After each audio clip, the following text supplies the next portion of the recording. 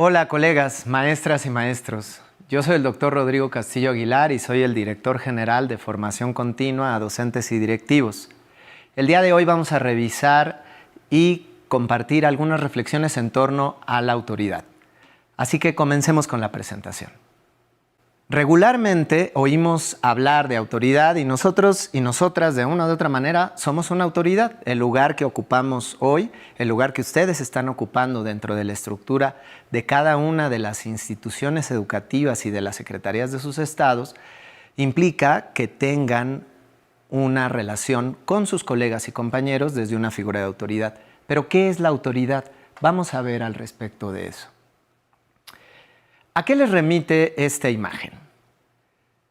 Dice el profesor o profesora, para que el proceso de selección sea justo, realizarán todas y todos la misma tarea, subir al árbol. Pero no todos los personajes que están ahí ni tienen las mismas habilidades, ni tienen las mismas capacidades, ni tienen los mismos contextos. Sin embargo, el sistema educativo históricamente les ha pedido que hagan lo mismo. Al respecto, vamos a escuchar y a mirar una interesante reflexión de una metáfora, como si le hiciéramos un juicio a la educación tradicional. Vamos a verlo, por favor. Albert Einstein once said, "Everybody's a genius, but if you judge a fish by its ability to climb a tree, it will live its whole life believing that it is stupid." Ladies and gentlemen of the jury, today on trial we have modern-day schooling. Glad you could come. Not only does he make fish climb trees, but also makes them climb down and do a 10-mile run. Tell me, school, are you proud of the things you've done? Turning millions of people into robots, do you find that fun? Do you realize how many kids relate to that fish? Swimming upstream in class, never finding their gifts, thinking they are stupid, believing they are useless? Well, the time has come, no more excuses. I call school to the stand and accuse him of killing creativity, individuality, and being intellectually abusive. He's an ancient institution that has outlived his usage. So, Your Honor, this concludes my opening statement, and if I may present the evidence of my case, I will prove it. Proceed. Exhibit A. Here's a modern-day phone. Recognize it? Here's a phone from 150 years ago. Big difference, right? Stay with me. Here's a car from today, and here's a car from 150 years ago. Big difference, right? Well, get this. Here's a classroom of today, and here's a class we used 150 years ago. Now, ain't that a shame? In literally more than a century, nothing has changed. Yet you claim to prepare students for the future? But with evidence like that, I must ask, do you prepare students for the future or the past? I did a background check on you and let the record show that you were made to train people to work in factories, which explains why you put students in straight rows, nice and neat, tell them sit still, raise your hand if you want to speak, give them a short break to eat, and for 8 hours a day, tell them what to think. Oh, and make them compete to get an A letter which determines product quality, hence grade A of meat. I get it. Back then, times were different. We all have a past. I myself am no Gandhi. But today, we don't need to make robot zombies. The world has progressed. And now we need people who think creatively, innovatively, critically, independently, with the ability to connect. See, every scientist will tell you that no two brains are the same. And every parent with 2 or more children will confirm that claim. So please explain why you treat students like cookie cutter frames or snapback hats, giving them this one-size-fits-all crap. Watch your language. Sorry, Your Honor, but if a doctor prescribed the exact same medicine to all of his patients, the results will be tragic. So many people would get sick, yet when it comes to school, this is exactly what happens, this educational malpractice, where one teacher stands in front of 20 kids, each one having different strengths, different needs, different gifts, different dreams, and you teach the same thing the same way? That's horrific. Ladies and gentlemen, the defendant should not be acquitted. This may be one of the worst criminal offenses ever to be committed. And let's mention the way you treat your employees. Objection. Overruled. I want to hear this. It's a shame. I mean, teachers have the most important job on the planet, yet they're underpaid? No wonder so many students are short-changed. Let's be honest, teachers should earn just as much as doctors, because a doctor can do heart surgery and save the life of a kid, but a great teacher can reach the heart of that kid and allow him to truly live See, teachers are heroes that often get blamed, but they're not the problem. They work in a system without many options or rights. Curriculums are created by policymakers, most of which have never taught a day in their life. Just obsessed with standardized tests. They think bubbling in a multiple choice question will determine success. That's outlandish. In fact, these tests are too crude to be used and should be abandoned, but don't take my word for it. Take Frederick J. Kelly, the man who invented standardized testing, who said, and I quote, "These tests are too crude to be used and should be abandoned." Ladies and gentlemen of the jury, if we continue down this road, the results will be lethal. I don't have much faith in school, but I do have faith in people. And if we can customize healthcare, cars, and Facebook pages, then it is our duty to do the same for education, to upgrade it, change it, do away with school spirit, because that's useless. Unless we're working to bring the spirit out of each and every student, that should be our task. No more Common Core. Instead, let's reach the core of every heart in every class. Sure, math is important, but no more than art or dance. Let's give every gift an equal chance. I know this sounds like a dream, but countries like Finland are doing impressive things. They have shorter school days. Teachers make a decent wage. Homework is non-existent, and they focus on collaboration instead of competition. But here's the kicker, boys and girls. Their educational system outperforms every other country in the world. Other places like Singapore are succeeding rapidly. Schools like Montessori, programs like Khan Academy, there is no single solution. But let's get moving, because while students may be 20% of our population, they are 100% of our future. So let's attend to their dreams, and there's no telling what we can achieve. This is a world in which I believe. A world where fish are no longer forced to climb trees. I'll rest my case.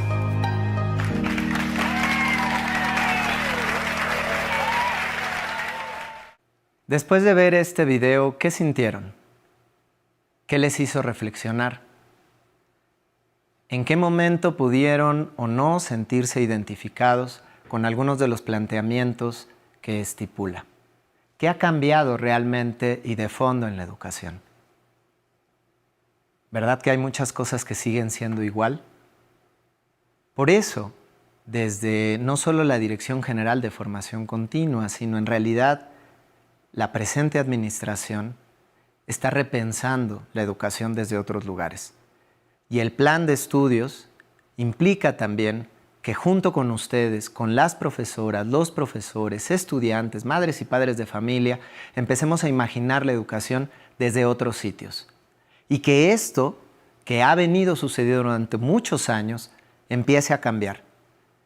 Y para eso necesitamos de su labor, y para eso necesitamos de su compromiso y de su compañía. Porque ustedes, junto con nosotras y nosotros, somos también una autoridad que juega un papel medular para que estos cambios sucedan. Pero entonces, ¿qué es la autoridad? Vamos a ver. Este ejercicio lo hacíamos con varios maestros, lo hemos hecho con profesores, con profesoras, con algunas autoridades estatales. Y yo les preguntaría, para ustedes, ¿qué es la autoridad? Regularmente hemos aprendido, por ejemplo, que la autoridad es la facultad de dirigir, de gobernar o de guiar. Pero ¿cómo se concreta esa autoridad en el ámbito laboral? ¿Cómo se concreta en el ámbito de la escuela o incluso en la casa? ¿Cómo se concreta también esa autoridad en nuestras relaciones cotidianas y hasta en nuestras relaciones sociales? ¿Qué implica ser autoridad? A ustedes, ¿qué les ha implicado y qué les significa ser una autoridad? Porque ser una autoridad también significa y también tiene que ver con una responsabilidad. Y por último, ¿cuáles de las acciones de la autoridad o de las actitudes que hemos normalizado e internalizado como que son parte misma del ser autoridad, en realidad esconden formas de relación violentas que irrumpen la autonomía, que irrumpen la libertad o la creatividad de las otras y los otros? Y entonces vamos a ver la siguiente imagen. ¿A qué le remite? Ella es una profesora, pero puede ser cualquiera de nosotras o nosotros también en la relación que establecemos con las maestras, los maestros, o bien ellas y ellos con sus estudiantes. Y hemos aprendido también que enseñar y que aprender implica normalizar, homogeneizar pensamientos, estructuras. Y con ello, en realidad, lo que estamos enseñando no es conocimiento, no es pensamiento crítico, no es autonomía. Estamos enseñando a las otros y los otros a que lo importante es que hagan lo que nosotros les decimos. Y este es un tipo de autoridad. ¿Y qué tipo de autoridad es esta? Pues vamos a ver. Eso es una autoridad a la que regularmente llamamos o a la que hemos normalizado como una autoridad autoritaria. Y la pregunta aquí sería, para ustedes, ¿qué tipo de autoridad quieren ser? ¿Y qué buscan? ¿Y qué quisieran que se les mirara o cómo quisieran que los miraran sus colegas y sus compañeros? Esta pregunta se la hicimos a los subsecretarios, subsecretarias de educación del país y estas fueron las principales respuestas que nos dieron. Ustedes ya las fueron encontrando y mirando. Buscar el máximo bien para la cantidad mayor de personas, ser un líder auténtico, una persona empática, que a solas corrige y en público felicita, una figura que pueda ser mediadora, asertiva, inclusiva, que tenga capacidad de escuchar, que cuide las relaciones interpersonales. Y entonces, si queremos ser ese tipo de autoridad, ¿cuáles son los caminos que podemos llegar o que podemos avanzar para lograr ese tipo de autoridad que queremos ser? Entonces, para eso les traigo una pequeña actividad. Les voy a pedir que en una hoja de papel, no necesitan, divídanla a la mitad, como lo ven aquí. Y del lado izquierdo pongan un triángulo. Y en ese triángulo, como si fuera una gráfica, por favor contesten cuáles son las actividades que ustedes cotidianamente o cuáles son las prioridades que ustedes cotidianamente les gustaría llevar a cabo como autoridad. Es decir, para lograr ese tipo de autoridad que quieren ser, ¿cuáles son sus prioridades? ¿O qué tipo de actividades para ustedes son prioritarias en el ejercicio de su labor como docente? Dividan el triángulo poniendo hasta arriba aquellos elementos que son prioritarios para ustedes. ¿Qué cosas son para ustedes prioritarias en el ejercicio de su autoridad? En su lugar o en su papel como jefe de enseñanza, como supervisor o supervisora, como jefe o jefa de sector. ¿Cuáles son sus prioridades? ¿En qué momento, cuando ustedes avanzaron hacia ese lugar, que tomaron la decisión de tomar esa responsabilidad, cuáles son y cuáles establecieron como sus prioridades en ese proceso? Una vez que hayan terminado y que hayan puesto hasta arriba aquellas que son las más importantes y hacia abajo del triángulo aquellas que ustedes consideran son prioridades, pero no las más importantes, entonces dense un momento solo para mirarlo. Mírenlo e intenten reconocer qué tanto a lo mejor la primera intención que tuvieron se pudo haber cambiado o modificado. Posteriormente, hagan un círculo al lado contrario de su hoja o a la mitad de la otra hoja. Y en este círculo, como si fuera una gráfica de pastel, que muchos de ustedes seguro que la conocen, por favor establezcan cuáles son las distintas actividades que realizan cotidianamente en su labor constante. Y les quedará al final un pastel, digamos, como dividido con distintas rebanadas de distintos grosores, donde las rebanadas más grandes son aquellas actividades a las que les dedican más tiempo. Piensen en un día cotidiano en su horario laboral. Si ustedes trabajan de 8 de la mañana a 7, 6 de la tarde, bueno, ¿qué hacen regularmente y cotidianamente en esas 8 o 9 horas en el día de trabajo? Una vez que hayan terminado con las actividades que cotidianamente realizan, les pido que también las observen y que después las contrasten entre sí. ¿Qué tanta congruencia tienen las actividades reales que yo llevo a cabo cotidianamente con lo que construí como mis expectativas? ¿Qué descubren de ese contraste? Y una vez que hayan reflexionado sobre ese proceso, si quieren, Compártanos, por favor, algunas de sus conclusiones o reflexiones en torno a este pequeño ejercicio a nuestro correo electrónico. Vamos a continuar. Entonces, ¿qué es lo que sucede? Muchas veces hemos aprendido a ser una autoridad desde esta mirada que dirige, que determina, y a ese tipo de autoridad es la autoridad a la que conocemos como autoritaria. Pero ¿dónde y cómo aprendimos a ser una autoridad autoritaria? Pues lo aprendimos recibiendo órdenes todo el tiempo. Eso también implicó que hemos aprendido a negar nuestros deseos y emociones. Es decir, en la lógica, sobre todo de la educación institucional, pareciera que el cuerpo y la emoción no juega en el proceso de enseñanza-aprendizaje. ¿Por qué? Pues porque todo está en la razón bajo esa lógica. Y porque además, aunado a una mirada también patriarcal del mundo, pareciera que tener una emoción nos debilita, máxime si somos hombres. Porque entonces pareciera que perdimos un poco de esa masculinidad porque nos permitimos sentir.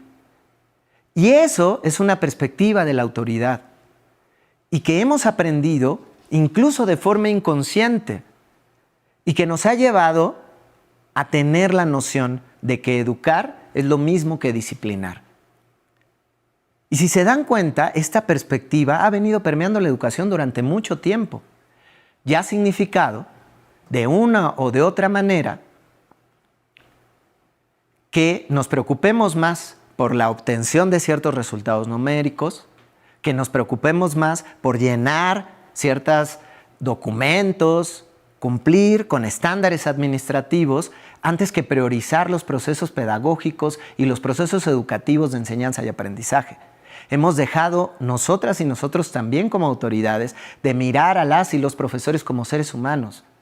Porque lo importante es que cumplan con ciertos estándares, que lleguen a ciertas metas y que los estudiantes cumplan y aprueben y avancen en determinadas pruebas estandarizadas que, como la primera imagen que veíamos, no reconocen sus particularidades, sus contextos, sus procesos.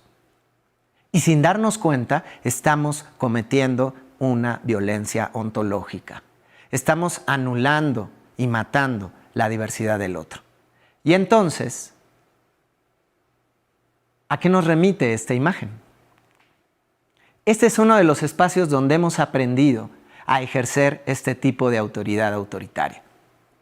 Una lógica donde la autoridad principal, en el caso de la familia, el padre, el varón cis, es el que tiene la autoridad para ejercer cierta violencia, mandar, indicar, castigar, en este caso a la mujer, y ella a las hijas o hijos, y el niño o la niña termina aprendiendo eso también y reproduciéndolo a la larga. Y bueno, ¿de dónde viene esta forma de relacionarnos con nuestras y nuestros colaboradores, compañeros, estudiantes, con las y con los otros? ¿De dónde viene esa forma de ser autoridad? Pues en realidad viene desde un pensamiento que es muy antiguo de la idea de la superioridad adulta y autoridad. Es decir, ser adulto es ser autoridad y ser autoridad te da un poder también. Hemos aprendido culturalmente incluso en la lógica binaria de que el hombre adulto es la etapa meta y por ende es también la autoridad. La práctica de mandar sobre las y los otros subalternos o subalternas podemos decir que es casi tan vieja como el patriarcado mismo. Se subyace o se sustenta en una idea precisamente que emana de la perspectiva civilizadora del judeocristianismo, que construye la idea de que hay una perspectiva, una persona, un ser que es el principal, que es la autoridad, que juzga, que puede castigar, que puede determinar, y esa lógica de pensamiento se reproduce en nuestras distintas formas de relación. Y hemos aprendido e internalizado la idea de que precisamente ser autoridad nos da la capacidad de decidir sobre las y los otros. ¿Y eso qué implica? Implica también, por ende, que el cuerpo, la emoción, no es importante, porque lo que es importante siempre es la razón, y de ahí nuestra preocupación constante y la preocupación constante de la autoridad por tener la razón, aunque no la tenga. Porque la emoción es símbolo de debilidad en esta misma perspectiva dual. Y entonces, ¿eso qué implica? Pues ya vimos que de una o de otra manera, eso ha hecho que tengamos tan internalizadas las nociones de la autoridad. Esto, que es tan viejo, es lo que conocemos y lo que se ha llamado el adultocentrismo, que es una perspectiva también de relación con la realidad y con las y con los otros. ¿Pero qué es el adultocentrismo? Bueno, el adultocentrismo es una noción que subyace o que prioriza dos grandes ideas. Una, la idea de la prepotencia del adulto, autoridad sobre los otros. Consideramos que de una o de otra manera, porque tenemos más años en la secretaría, porque tenemos más años dando clases, porque somos los papás o las mamás, porque tenemos más años en este lugar. Pero de una o de otra manera, siempre vamos a estar encima de ellos y de ellas. Esa es una primera noción. Eso que nos pone en la perspectiva de que somos superiores y de que ellas o ellos son nuestras y nuestros subordinados. Y por ende tenemos un poder previo que muchas veces es económico, es físico, para obligarlos de una o de otra manera a que hagan lo que nosotros queremos hacer. No a lo mejor lo que es benéfico para la colectividad. Porque además esta idea del adultocentrismo se sustenta en una perspectiva total y absolutamente individualista. ¿Qué implica entonces el adultocentrismo? Pues implica que de una o de otra manera lo que estamos haciendo es subestimar las capacidades de las y de los otros. Nuestros colegas, nuestros compañeros o compañeras, las y los profesores, nuestros hijos, porque estas lógicas suceden en todos los espacios donde socializamos, viven en la relación con la autoridad que podemos poseer y nosotras y nosotros muy probablemente también nos ha tocado vivirlo en relación con nuestras autoridades o con nuestras figuras de autoridad.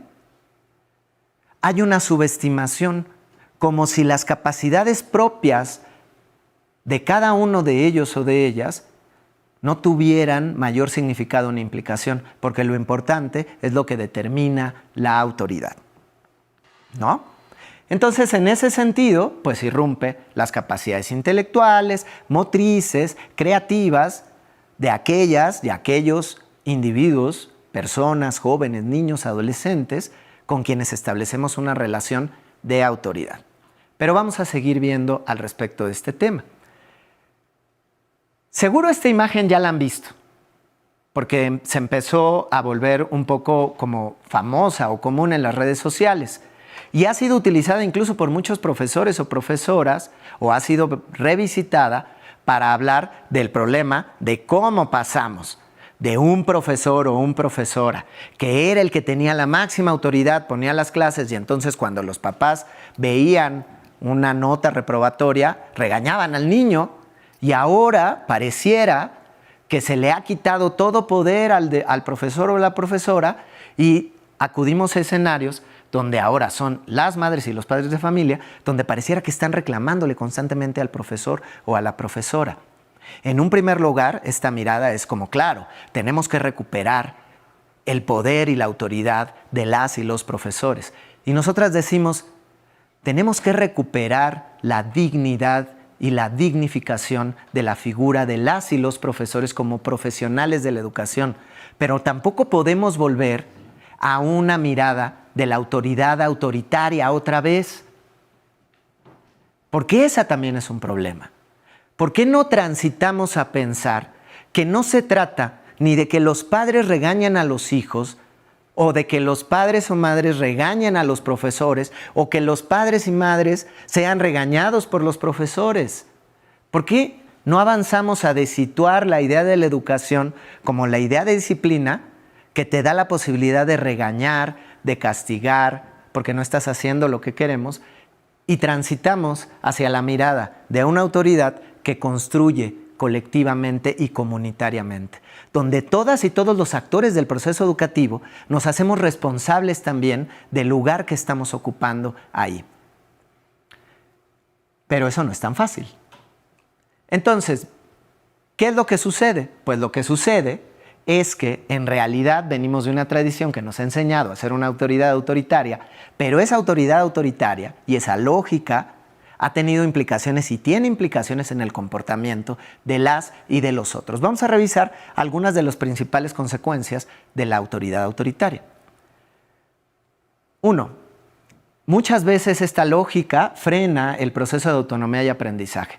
¿Por qué? Porque contribuye a generar una relación de codependencia. Nuestros estudiantes, nuestros profesores, nosotras y nosotros mismos muchas veces también aprendemos en realidad a que la preocupación principal tiene que ser cumplir con lo que nos pide nuestra autoridad. Entonces, inhibe la acción, porque aprendemos a tener miedo a tomar una iniciativa. Contribuye a una dinámica de sumisión.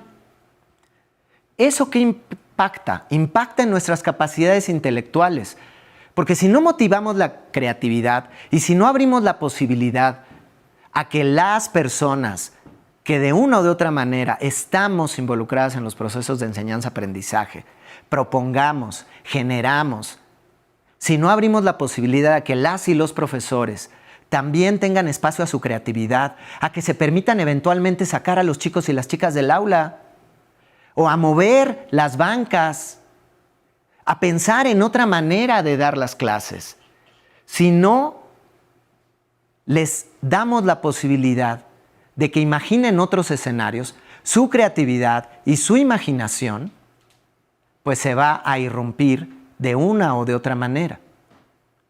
La confianza en sí mismas, las posibilidades de participar activamente, porque entonces, ante la primera iniciativa de creer o de querer generar algo nuevo y el rechazo de sus autoridades inmediatas, pues la o el profesor va a decir, pues ¿para qué lo hago? Si de todos modos no me dan ni me van a dar la posibilidad de imaginar desde otro lugar el cómo estoy enseñando o el cómo y el qué puedo ir enseñando a mis estudiantes. Y en ese sentido, una cosa que para nosotras y nosotros es muy importante es, muchas veces cuando hemos planteado el tema de la autoridad autoritaria, hay una confusión o hay una sensación también de temor. ¿Por qué? Pues porque evidentemente, de repente pensar en dejar de tener el poder absoluto, de repente que el profesor o la profesora le digas que a lo mejor ya no es tan bueno, que utilice la calificación o los puntos para amenazar a los estudiantes si se portan bien o se portan mal, le puede generar una sensación de que está perdiendo no solo un poder, sino un lugar en esta aula o en este proceso. Y fácilmente, sin darnos cuenta, entonces recurrimos a ser una autoridad caótica. Es decir, pasamos como un péndulo de tener actitudes de autoridad autoritaria a tener actitudes de autoridad caótica. Y vamos a ver algunas de las principales características de estas dos autoridades. La autoridad autoritaria o dictatorial tiende a generar ciertas relaciones donde el trabajo entonces se da en un ambiente forzado. Entonces la profesora o el profesor van pues porque tienen que ir y les van a pagar. Y en ese sentido, pues irrumpe también las posibilidades de seguir caminando en un proceso colectivo o conjunto. La autoridad dictatorial también, entonces, ¿qué es lo que hace? Genera una inseguridad en lo que el otro o la otra sabe e implica o lo lleva a tener una relación siempre de aprobación. Y entonces vamos a tener profesoras o profesores que a veces tienen excelentes ideas, pero ni siquiera tienen la seguridad o están convencidas o convencidas de que lo que están proponiendo puede ser interesante o innovador. Y en todo momento aprenden, y nosotras y nosotros como autoridades también les estamos enseñando a que lo importante es que tengan la aprobación. Otra de las características de la autoridad autoritaria es que censura todo el tiempo. En todo momento está censurando y está ejerciendo una presión sobre las y los otros que no les permite crear, Es decir, el control de los actos van a depender en todo momento de normas y castigos externos. Y aquí quiero ser muy claro, nosotras y nosotros como autoridades dentro de una estructura, por supuesto que nos tenemos que regir por normas, pero hay una diferencia muy importante entre que nosotras y nosotros informemos sobre esas normas, sobre esos límites y tomemos el papel cual si fuéramos quienes creamos esas normas. Y muchas veces también construyamos ciertos límites o normas que ni siquiera son tan necesarios o ni siquiera están explícitos, pero que los ponemos ahí porque son una u otra manera de estar recordándole al otro que somos la autoridad. Y eso es muy común que lo haga la autoridad autoritaria. Pero del otro lado tenemos a la autoridad caótica, que también, a veces sin darnos cuenta, entramos en contacto con esta lógica y esta figura. ¿Y cuáles son algunas de las características de la autoridad caótica? Pues es competitiva, tiene actitudes negativas, muchas veces tiene dificultad para comunicar sus ideas y organizar actividades cotidianas, descalifica lo que dicen las y los colegas. ¿Les resulta a veces esto familiar?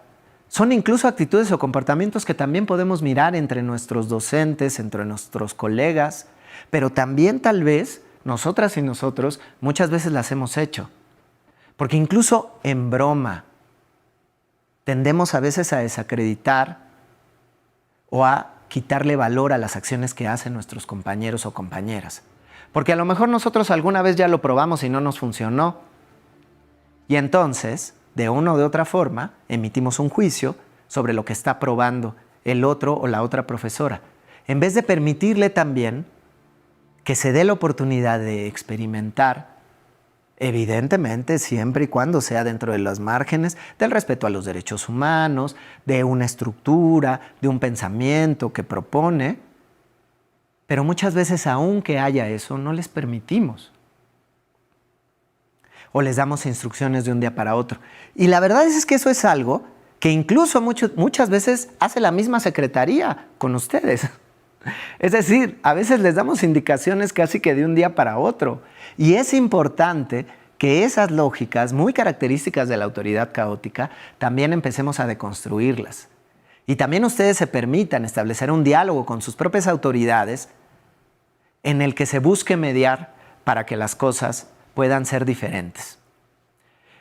Y entonces, ¿qué es lo que pasa? Que de una u otra manera pareciera que estamos muchas veces oscilando entre dos tipos de autoridad.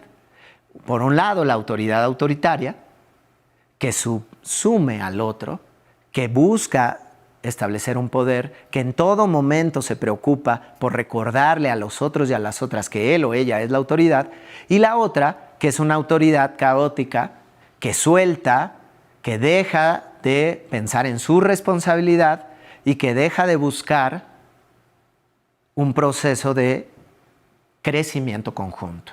Y entonces abandona. Y también podemos tener muchas veces eso. Profesores, profesoras, colegas, compañeros o nosotros mismos, momentos en los que también hayamos entrado en un hartazgo total y que simplemente crucemos las manos y dejemos que las cosas sucedan, pues hay a ver cómo suceden. De todos modos nadie hace nada, de todos modos las cosas no cambian, ¿no? Entonces, esa lógica de pensamiento es algo que también muchas veces nos acompaña y nos lleva a estar oscilando entre una u otra autoridad. Y entonces, al respecto de eso, quisiera compartir con ustedes un pequeño video que es muy importante y que es muy significativo. Les voy a pedir que pongan mucha atención. Lo que vamos a ver es un video que habla sobre un proceso que es un experimento que se hizo por primera vez posteriormente a la Segunda Guerra Mundial. Ese experimento se llamó el experimento de Milgram y recibe ese nombre por la persona, el investigador, el apellido del investigador que lo lleva a cabo. Él tuvo a sus padres en campos de concentración y después del proceso de la Segunda Guerra Mundial, él se cuestiona mucho sobre por qué o cómo fue que personas aparentemente normales, comunes y corrientes, pudieron llegar a hacer esas atrocidades con otras y con otros. Y más sorprendente aún fue cuando después, en los juicios de Nuremberg, entrevistan a algunos de los principales actores, algunos de los principales instrumentadores de las políticas nazis, y que su respuesta es, pues yo estaba siguiendo una orden. Y a partir de eso hizo un experimento muy interesante y que les pido nos acompañen a verlo. So a week after the seminar, I arranged to test the limits of their responsiveness to authority. So, a week ago, I arranged for them to take part in what they now think is a piece of unfilmed academic research at a university and nothing to do with the show, supposedly looking into the effects of punishment on learning. And they believe now that this is part of their growth process. In fact, it was a reenactment of a powerful experiment conducted by Stanley Milgram in 1963 to look at how normal people can commit atrocious acts simply because they're following orders. Milgram's parents were Jewish refugees in World War II, and his pioneering work speaks volumes about the nature of responsibility. It's being filmed with covert cameras. Thank you. Come in. They're introduced to an actor pretending to be another participant. You didn't come from the same room? No. You don't know each other. So No. we don't actually know how punishment affects learning. After a brief introduction, our subjects are tricked into thinking they've chosen their role as teachers in the experiment. And if you could just tell me what your positions are? Learner. Learner and teacher. Learner. Our subjects observe the learner being instructed by the scientist, who is just another actor. This electrode is connected to a generator in a second room. We will be going with the teacher. Okay. Just make sure that we have a good contact with the skin and so it doesn't cause any blistering or burning. Is that comfortable? That's okay, yeah. Yeah, and we just place these straps around your arms just to avoid any excess movement. Those aren't too tight. No, that's okay. No. The teacher will read out some word pairs to you. Blue, girl. The learner is told he's going to be asked a series of memory questions by the teacher. He will have to remember word pairs and then correctly remember them when offered multiple choices. If the answer is incorrect, you will receive an electric shock. The teacher is then taken next door and shown the generator, which ranges from 15 volts all the way up to a lethal 450 volts. The domestic electricity supply in the UK is, of course, 240 volts. Your job is to read Our teachers are given the list of questions and told to increase the voltage each time the learner gets a question wrong. They are then given an example of a low voltage shock. and try and estimate in volts the amount of shock you feel you're getting. Okay. Jesus. Oh, shit. Do you know how much that was? Enough. 75. It was actually 45, which is still good. Oh my God. Teacher, begin. Shoe horn. Steam. The point of this test is to see whether the teachers, our subjects, will call a stop to the experiment or continue to the point where they are administering seemingly lethal electric shocks to the victims simply because the scientist is telling them to. That's correct. The next word is bicycle. The options: tyre, race, helmet, shorts. That's incorrect, so there'll be 120 volts.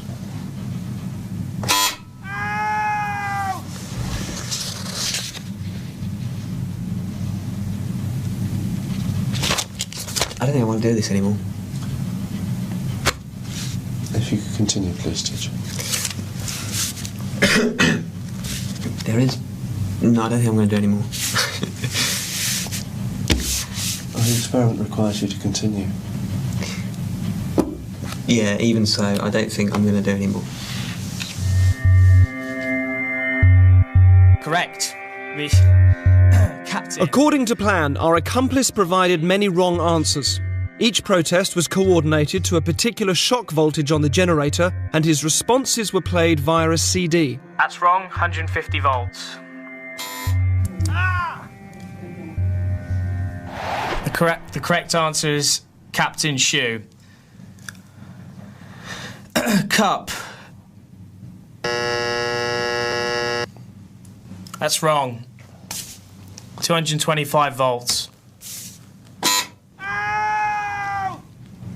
Take it off! I've had enough of this!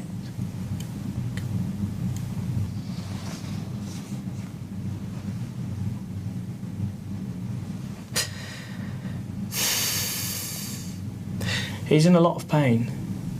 Continue, please. But he's not comfortable. We must continue to the end of the experiment. Whether the learner likes it or not, he has to go on until he's learnt the words correctly. Okay.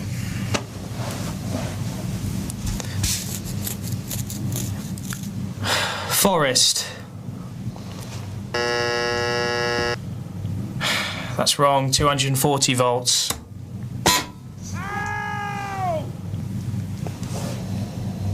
Are you sure this is not causing any lasting damage? He sounds like he's in a lot of pain. Well, the shocks might be painful, they're not harmful. What does that mean, though? They're not harmful. Sorry, I'm not getting you. When you say that they might be painful but not harmful, They cause no long-term damage. okay, so what does that mean? That it doesn't leave any scars? It causes no damage. That seems very cold and calculated to me. This doesn't seem like a very. Anyway, golden.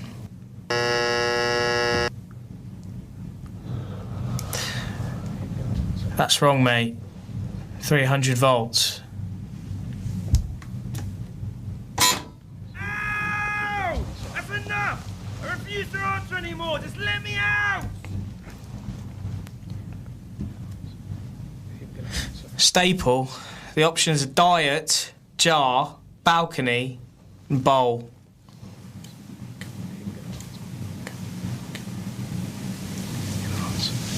Him gonna answer.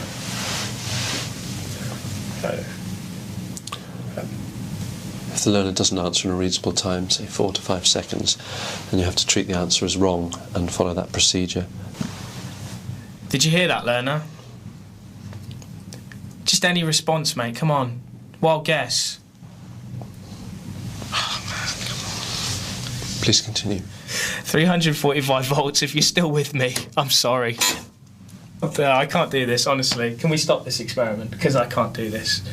If you don't continue, we'll have to discontinue the experiment. Yeah, okay, fine. That's fine. I'm not going to do this. Incorrect. 405 volts.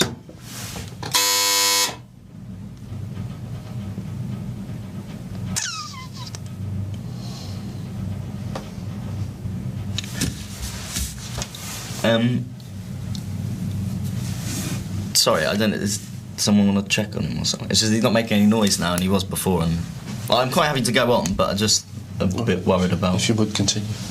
Yeah, I'm just a bit worried because he was like he was like complaining before about the. But no harm will come to him. But he's not making any noise now. It's essential that we continue with the experiment.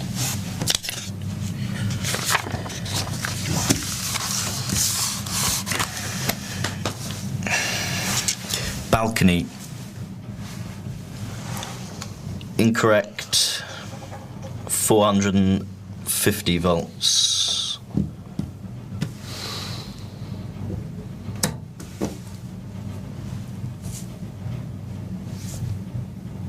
You promise he's not. It won't. Please continue with the procedure. You say it hurts, but it's because it's like it says they're dangerous in a shot. You'll be all right. Yeah. Please continue.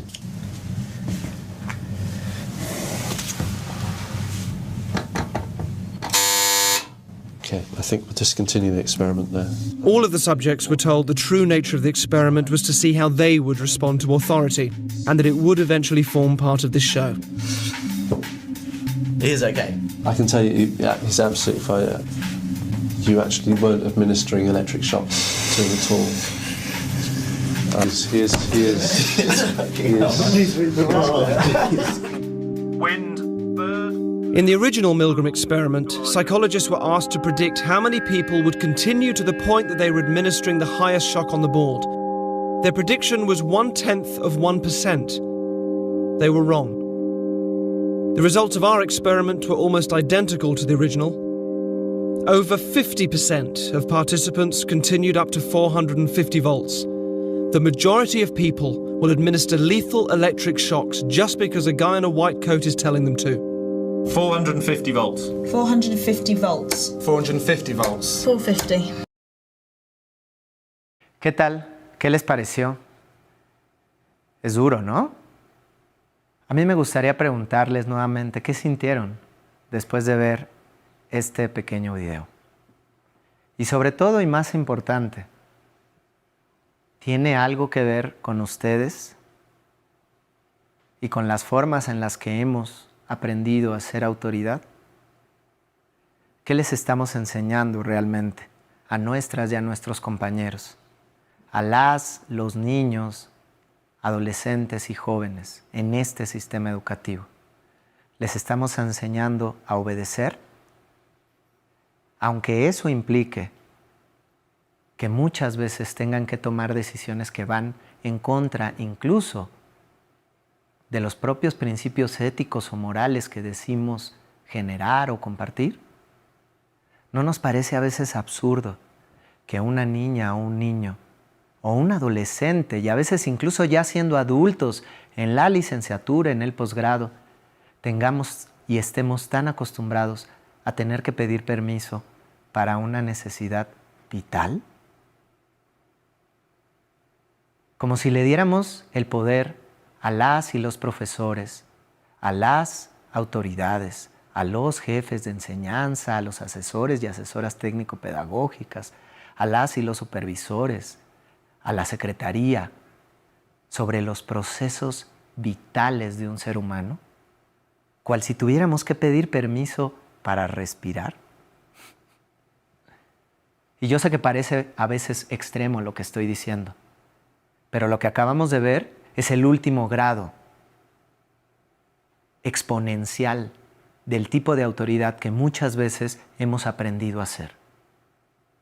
Y entonces, ¿cuáles son los métodos más comunes que sin darnos cuenta utilizamos y que de una u otra manera contribuyen a resignificar la idea de la autoridad autoritaria? Regularmente, como autoridad hemos aprendido que para lograr que las y los otros hagan lo que tienen que hacer, utilizamos ciertas actitudes o formas. Por ejemplo, estamos muy acostumbrados a culpar o a acusar. Y de una o de otra manera, decimos o hacemos comentarios del tipo de ¿por qué siempre tienes que hacer lo mismo? Usamos también calificativos. Ay, maestro, qué descuidado fue. O con los niños o las niñas, ¡ay, qué tonto eres! Hacemos también amenazas sin darnos cuenta. Atrévete y verás cómo te va.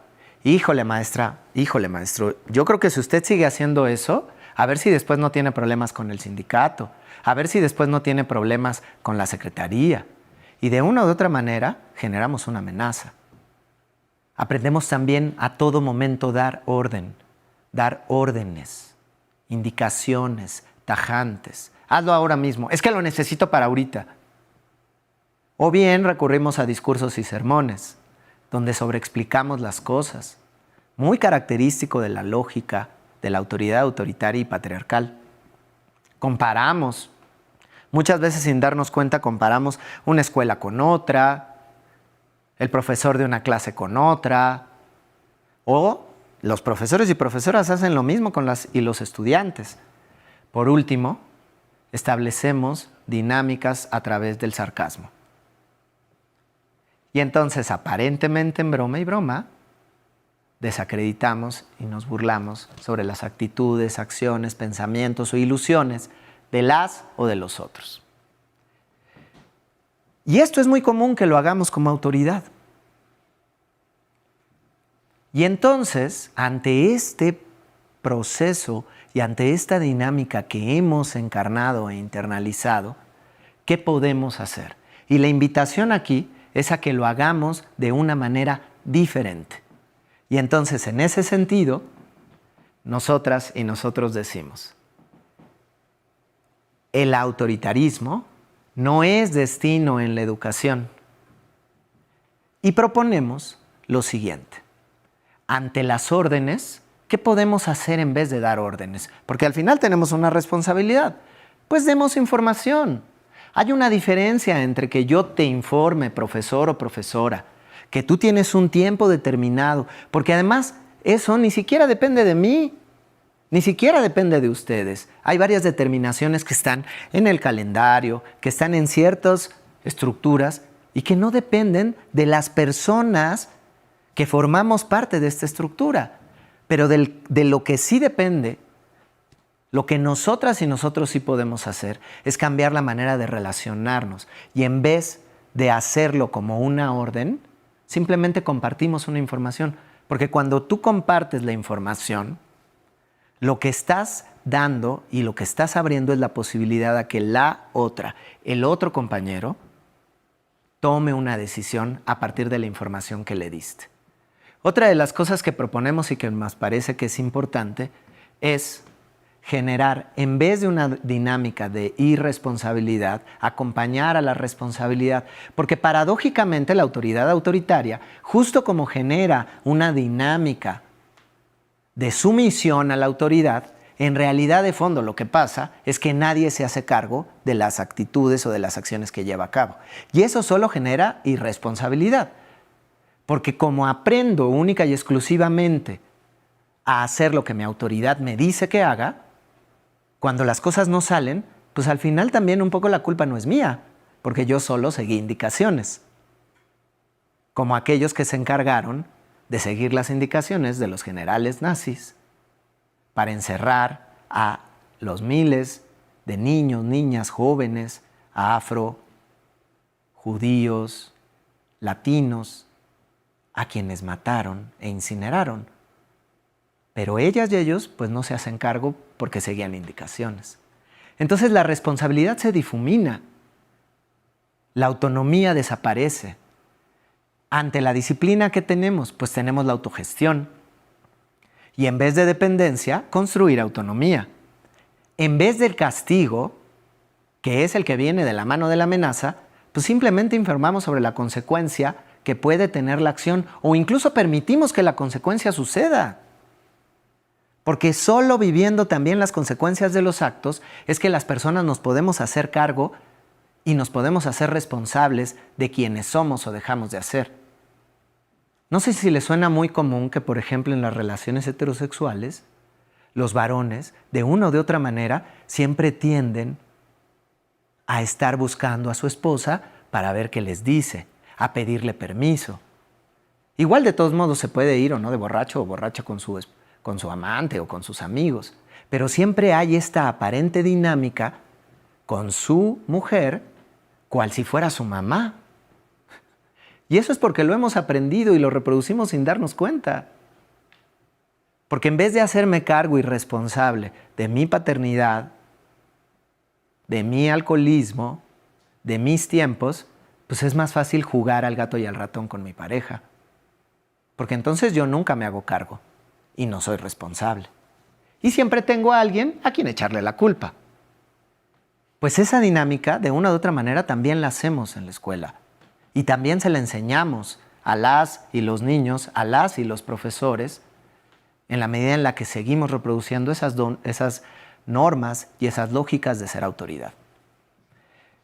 Pero bueno, si nosotros solo venimos aquí a decirles lo que hemos aprendido, que no está chido, y no les proponemos nada nuevo, pues estaríamos también reproduciendo la misma lógica de la autoridad autoritaria, ¿no?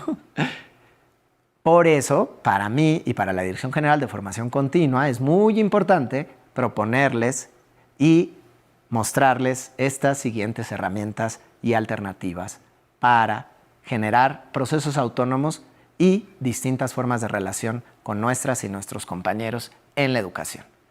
Entonces, ¿cómo podemos hacer para avanzar a la construcción de una autoridad democrática? Pues les traemos estas primeras herramientas que esperamos que les funcionen y les sirvan en su relación con sus compañeros y compañeras. La primera, ya lo decía yo hace un momento, en vez de que nosotros nos preocupemos por ser quien pone el límite, pues simplemente informemos sobre los límites. Para ello, pues lo primero que hay que hacer es demos información. Posteriormente, expliquemos la situación conflictiva entre el deseo y el límite. A lo mejor yo como profesor o profesora me encantaría, porque tengo la idea de poder hacer un festival que salga fuera de la escuela, pero híjole, quién sabe, tal vez si estoy en un contexto donde la escuela esté en medio de una comunidad desgraciadamente muy violenta, pues tal vez no es el mejor momento para hacer esa actividad. Ahora, no le voy a decir que no, esa es otra herramienta. ¿Cómo podemos hacer para sustituir el no? Pero bueno, continuamos todavía con la idea de los límites. ¿Qué pasa? Cuando nosotros informamos del límite en vez de poner el límite, nosotros simplemente ponemos las cosas en su lugar. Informamos sobre ese límite o sobre las implicaciones en el contexto en el que se pretende desarrollar la actividad y entonces le permitimos a las otras, a los otros, que tomen su decisión y confiamos en ellas o en ellos. Porque si nosotros le explicamos a profundidad al profesor o a la profesora, del ejemplo que yo ponía, las condiciones de violencia que se viven en esa comunidad, es muy probable, y confiemos en ellas o en ellos, porque es casi un hecho que van a decir, no, tiene razón, maestra, tiene razón. Mejor ahorita pienso en una actividad que todavía no nos ponga en ese lugar de riesgo.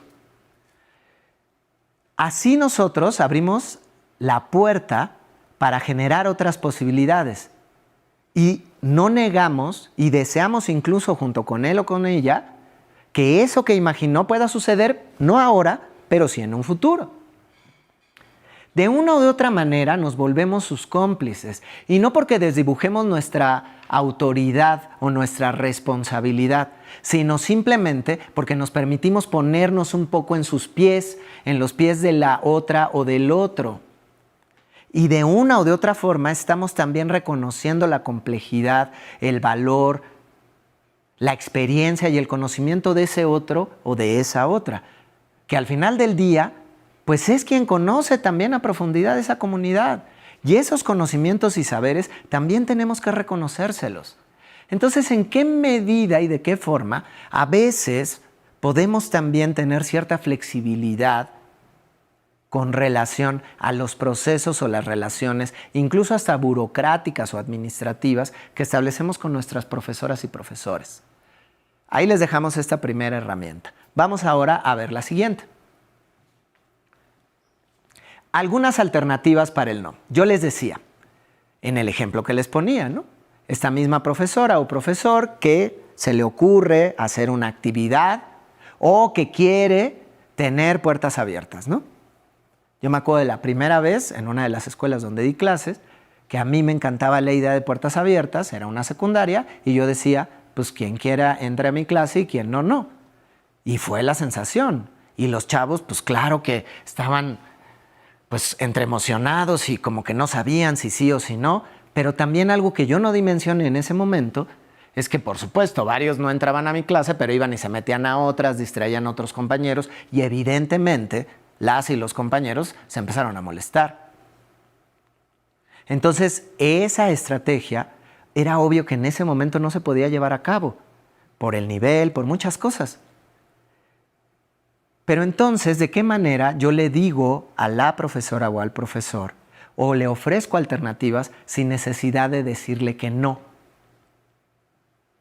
Entonces, para ello es esta segunda herramienta. En vez de decirle de antemano no, no se puede, uy, no, es muy difícil, de nueva cuenta le ofrezco información. Vamos a un ejemplo muy concreto. El trabajador, el compañero o la compañera dice, oye, ¿puedo irme a casa ahora mismo? Porque a lo mejor está cansado, está cansada, hay cosas que le cuestan trabajo. Y entonces, nosotros tenemos una responsabilidad, en vez de antemano decirle, no, es que no te das cuenta, mira, pues simplemente le ofrezco información. Mira, tenemos que entregar el trabajo en 1 hora máximo. Es obvio que si el trabajo lo tenemos que entregar en 1 hora máximo y el profesor o profesor está involucrado en ese trabajo, pues es lógico que no se puede ir, ¿no? Ok, supongamos que eso no funciona. Aceptemos también el sentimiento que está viviendo el otro o la otra. Por ejemplo, a lo mejor algunos de ustedes, cuando les dijeron hay que ir a un taller, dijeron, ay, no, es que yo no quiero participar en el taller sobre autoridad. ¿Puedo faltar? Ya luego que me pasen el material porque, ay, qué flojera, ¿no? Y lo entiendo. Pero entonces a lo mejor en vez de primero decir, no, es que no te das cuenta, es tu responsabilidad, tú eres una autoridad y además después, ¿cómo vas a ir y con qué derecho? Pues a lo mejor uno puede ponerle nombre a eso, ¿no? Observo que tú tienes muchas otras cosas que hacer Y tal vez si fuera por ti, pues no irías a los procesos de capacitación. Sé que molesta a veces tener que estar en lugares donde no queremos. Le pongo un nombre a la emoción y a la sensación que está percibiendo o que estoy percibiendo que el otro o la otra manifiesta. Porque a veces ese es el punto. El problema es que en los procesos de comunicación hay muchas cosas que no se dicen con palabras, pero que se dicen con lenguaje verbal y que tienen que ver con las emociones, con los procesos, con las inquietudes. Entonces, si simplemente le doy un lugar y le pongo un nombre a esa emoción y lo acepto, tal vez también me permita que el otro o que la otra pueda transitar hacia mirar realmente qué es lo que le está impidiendo ir o querer colaborar con nosotras o con nosotros. El tercer paso sería describir el problema, ¿no? Vamos a otro ejemplo. ¿Podría darme permiso para ausentarme la próxima semana?, nos dice un compañero o una compañera. Y entonces uno puede describir simplemente el problema. Mira, me gustaría ayudarte. El problema es que veremos los temas que plantearon el resto de tus compañeros y lo que decidamos te va a involucrar aunque no quieras, además de que sería inequitativo con las y los otros. Es decir, describo cuáles son las implicaciones y cuáles son los distintos elementos que están interviniendo en eso que es un problema. Cuando yo hago eso también y describo también el problema y lo contextualizo de la manera más objetiva, también estoy poniendo la información y estoy describiendo el problema para la otra persona y de una u otra manera le estoy diciendo sin decirle, yo confío en tu capacidad de ser empático, de tomar una decisión acorde a tu responsabilidad. Y por último, tenemos unos 2 elementos más que son alternativas para el no. Por ejemplo, siempre que sea posible, intentemos sustituir el no por un sí. Y eso parece como, ay, ¿cómo? O sea, si hay algo que no puedo darles o que no puedo acompañar, ¿por qué lo voy a sustituir por un sí? En realidad es un juego de palabras, pero parece sencillo, pero no lo es. Porque de primera instancia entra en contacto desde otro lugar con quien recibe la información. ¿Podemos irnos a comer ya? Sí, por supuesto. Iremos en cuanto terminemos este tema que urge. A veces es así de simple. Yo doy reconocimiento a la necesidad que es ir a comer, en este caso muy concreto. Pero no le digo que no. Sin embargo, tengo claro que en este momento exacto no podemos irnos. Cambio el no por un sí, de una o de otra forma. Y por último, también los invitamos a que se concedan un tiempo para pensar.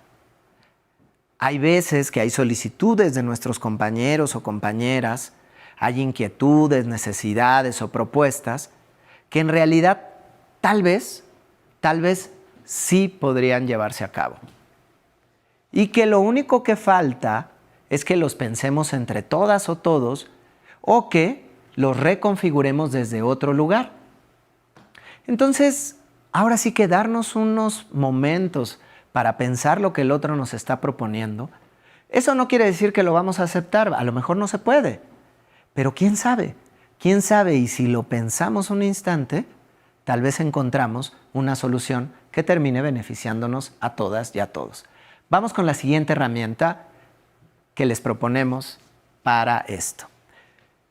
La autoridad que no es autoritaria ni es caótica es la autoridad democrática. Y la autoridad democrática lo que busca es construir autonomía. Es una autoridad que se desitúa de este lugar autoritario y que de una o de otra forma, a partir de confiar, a partir de motivar y a partir de acompañar la decisión de las y los otros, los lleva de la mano de una o de otra forma para construir autonomía.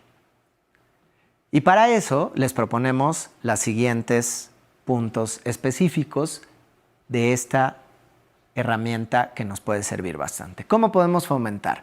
Bueno, Dejemos que nuestras compañeras y compañeros tomen sus propias decisiones. Eso no quiere decir que vamos a permitir que decidan lo que se les dé la gana. No, nadie está diciendo eso, sino simplemente a veces podemos dar 2 o 3 opciones y dentro de esas 2 o 3 opciones ellos pueden decidir. Es decir, no sé, supongamos que nosotras tenemos que recopilar la información de lo que sale de los talleres intensivos, que es una de las cosas que les pedimos a ustedes como nueva figura de autoridad ahora, que en vez de estar vigilando que sucede el taller, ustedes acompañen y recopilen esa información. Eso va a implicar que vamos a llegar a un acuerdo de algunas fechas en las que ustedes tendrían, o les pediríamos más bien, que nos envíen información de lo que han recopilado de las experiencias de sus compañeros y compañeras, profesores y profesoras. Y supongamos que establecemos una fecha determinada que concluye el miércoles dentro de 15 días. Entonces, a lo mejor ustedes pueden decirle al compañero o compañera o a los compañeros o compañeras, a ver, ustedes díganme en qué día de la próxima semana podrían entregarme sus reflexiones. Está dentro del margen anterior a lo que ustedes tienen que cumplir, pero abre una gama de posibilidad para que sean ellas y ellos quienes lo entreguen. Y a lo mejor habrá quien no, y bueno, pues ya tendrá una consecuencia. Y no siempre la consecuencia forzosamente es o no punitiva.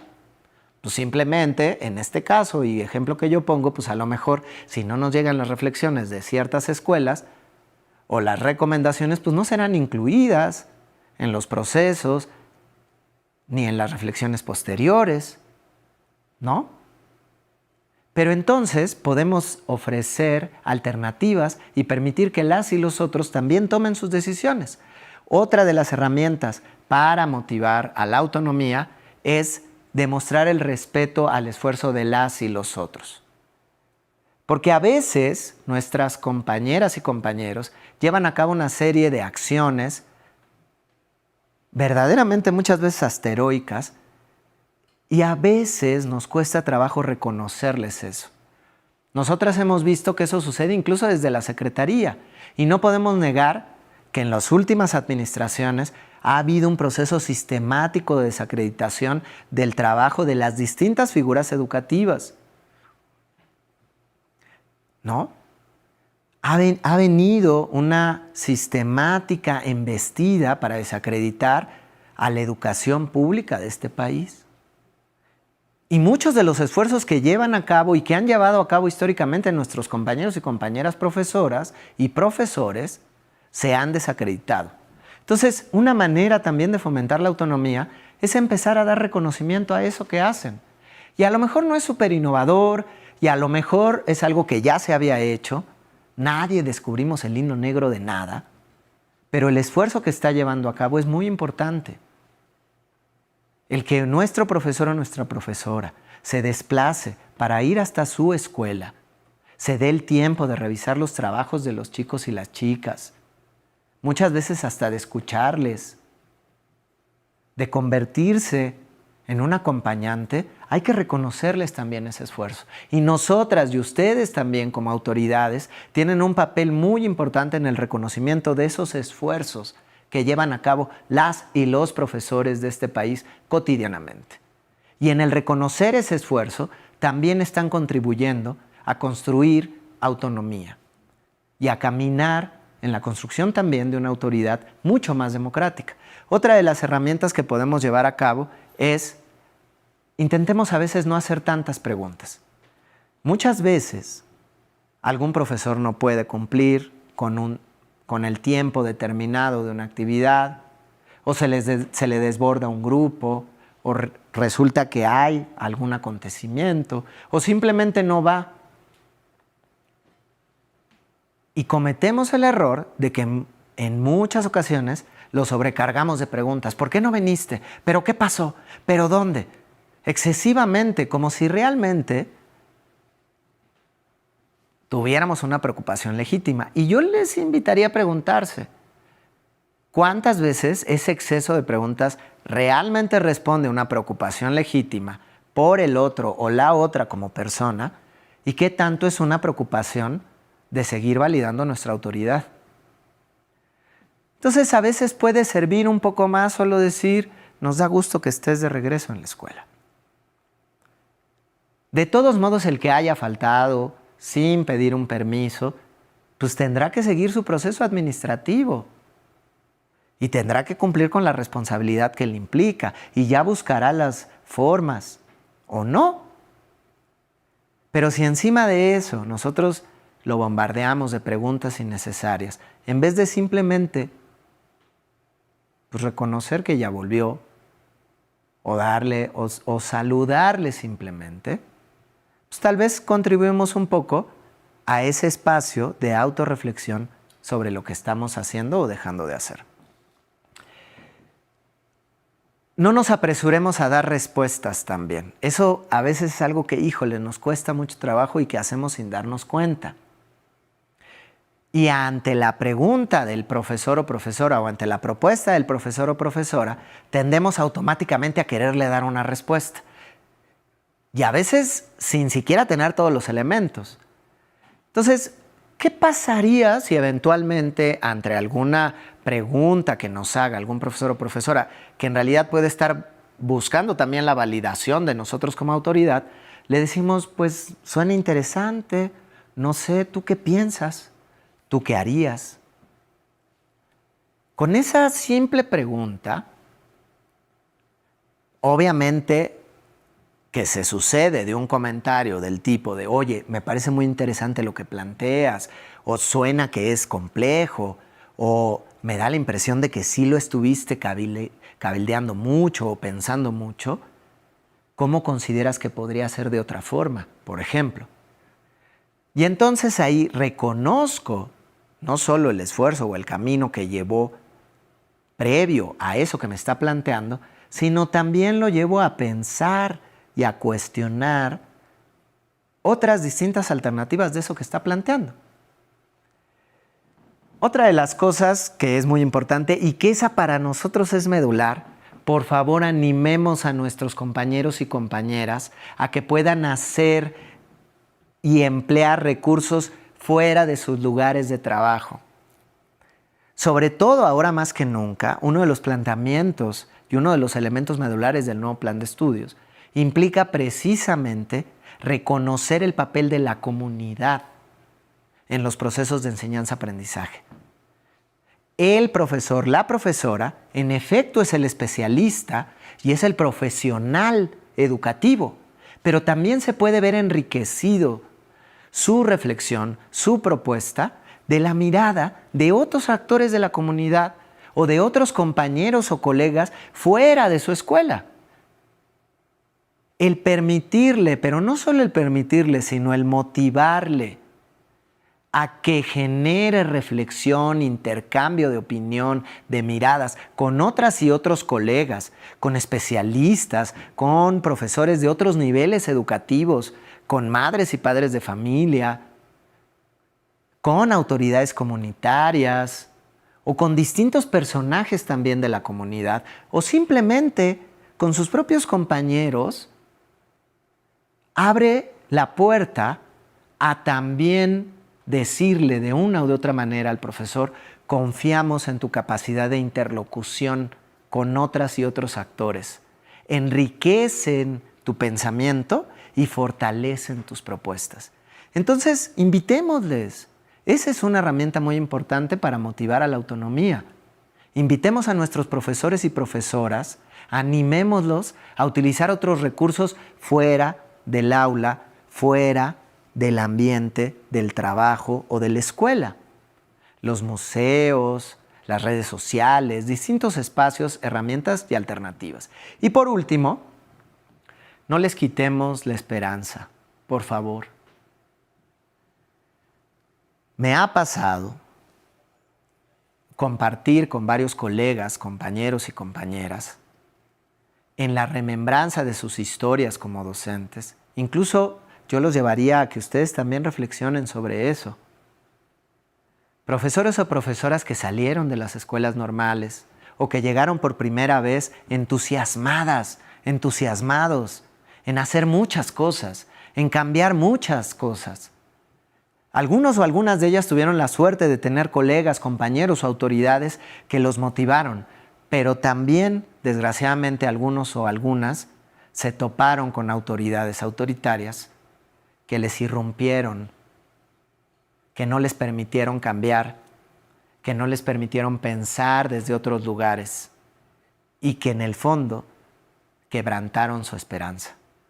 Entonces, por favor, acompañemos a las y a las profesoras y profesores, a las y los maestros, a recuperar la esperanza.